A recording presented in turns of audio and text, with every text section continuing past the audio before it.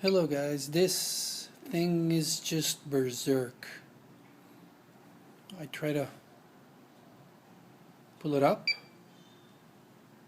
it'll go.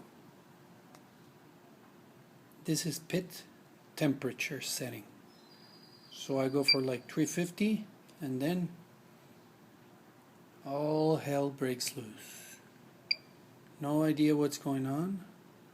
Like the down button is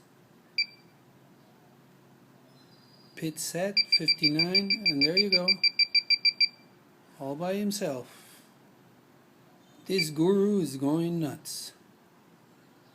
Gonna try to set it up again, 325, and of course my temperatures are all way off because down here my baby is going like 350 and this guy's still going berserk.